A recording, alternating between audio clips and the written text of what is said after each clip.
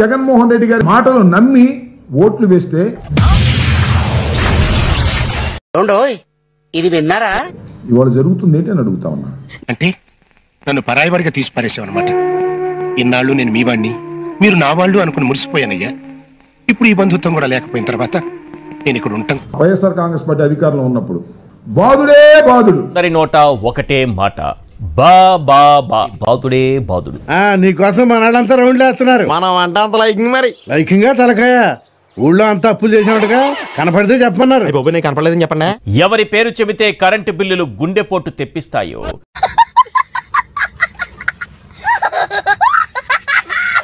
జగన్మోహన్ రెడ్డి గారు ప్రజలను కసి తీర్చుకునేటువంటి కార్యక్రమం చేస్తున్నాడు.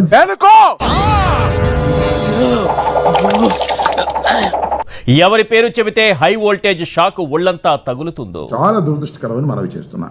బేసిక్ గా నాకు కొంచెం తొందర, దాంతో నా బతుకంతా చిందర వందర.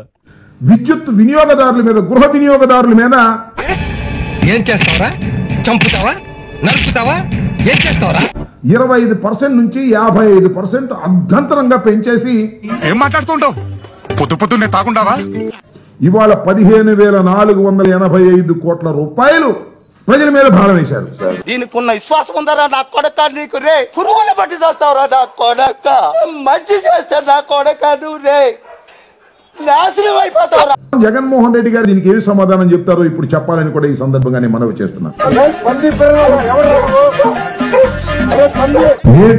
తగ్గినానికి నేనే కారణం.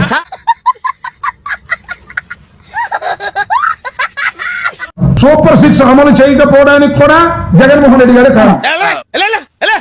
15,000 నీకు 15,000, నీకు 15,000, నీకు 15,000, నీకు 15,000.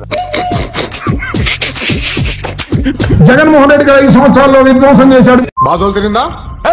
అరవకో, మొన్న నాకే లగే కాలింది. జగన్మోహన్ రెడ్డి గారు 5 సంవత్సరాల్లో విధ్వంసం చేశాడు. ఉద్యోగాలు పీకేసి ఆడ పెద్ద 6 శ్వాసరాగారు, మరి ఆడొచ్చి మమ్మల్ని సేవ్ చేయ. నాకు షాల్వా కప్పాల్సింది పోయి, నన్ను పొగడాల్సింది పోయి, ఏంది మాటలు, ఏంది మాటలు చూసాడుగా ఏంటి బాబా అన్న? ఇంకోసారి పొగడాల్సింది పోయి, ఏంది మాటలు, ఏంది మాటలు. ప్రణవ్ గారు ఏం పీక్తాడో నేను చూస్తాను ఈరోజు. సార్, నా కోసం మీరు అనవసరంగా అవి పీక్కోవటం ఎందుకులేండి. Pranav cute boy. మీకు సిగ్గుగా లేదా? జగన్మోహన్ రెడ్డి గారికి అధికారంలోకి వచ్చిన తర్వాత ఆదాయాలు ఎంత పడిపోయాయో ఒక్కసారి పరిశీలన చేయమని రాష్ట్ర ప్రజలను కోరుతున్నా.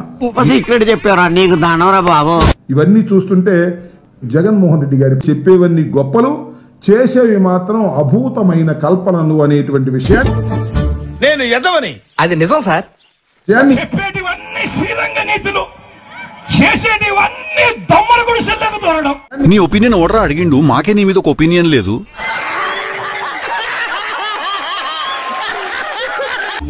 నేను సగర్వంగా చెప్తున్నా, వైఎస్ఆర్ కాంగ్రెస్ పార్టీ అధికారంలోకి వచ్చినప్పుడు 5 సంవత్సరాలు మేము పరిపాలన చేసినప్పుడు ఏం కావాలి? విపరీతంగా ఛార్జీలు పెంచేటటువంటి దుర్మార్గమైన కార్యక్రమానికి నోచుకుందని మనం వచ్చేస్తాం.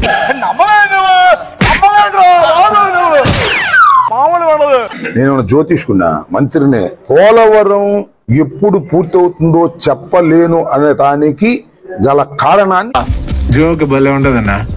చాలా స్పష్టంగా విస్పష్టంగా నేను చెప్పా. ఇప్పుడు కాదు, వాళ్ళు కాదు, వాళ్ళు ప్రారంభించారు. ఇక్కడ what is the critical juncture అని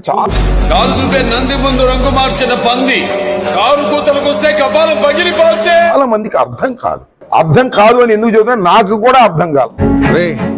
అని ఎవరికైనా చూపించండి రా, వదిలేయకండి రా బాబు అని అలాగా కూర్చోబెట్టి చెప్పండి రా, వదిలేస్తారేట. చాలా మందికి అర్థం కాదు.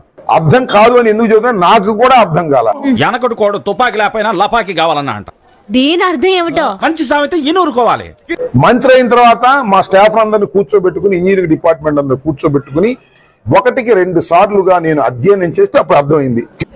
అరే నిన్నెవడైనా టీ తాగించి మరి కొట్టాడ్రా? కేంద్ర ప్రభుత్వం నిర్మించవలసినటువంటి ప్రాజెక్టుని రాష్ట్ర ప్రభుత్వం ఎందుకు నిర్మించాల్సి వచ్చింది అని అడుగుతున్నా నేను. వాడే గొడవలు చేసి, వాడే దాని మీద సెటర్లు వేసుకుని స్టేజ్ మీద చప్పట్లు కొట్టుచుంటున్నారా? చంద్రబాబు నిన్న నుంచి అడుగుతున్నా, చంద్రబాబు ఎందుకు ఉడంబడికి చేసుకున్నాడు? నువ్వు ఇరికించడం తప్ప నువ్వు ఇరికేటోనివా? కొంపలు పుచ్చుకుంటావు తప్ప నీ కొంప కాల్చుకుంటావా? కరెక్ట్, ఇది కరెక్ట్ గా చెప్పావయ్యా. సిడబ్ల్యూసి పర్యవేక్షణలో జరుగుతుంది అంతా కూడా, ప్రతిదీ కూడా. సో డయాఫ్రమ్ వాల్ అనే దాన్ని పునర్నిర్మాణం జరిగిన తరువాత మాత్రమే. అంతేలే, ఎదవలకు పదవులు వస్తే ఇలాగే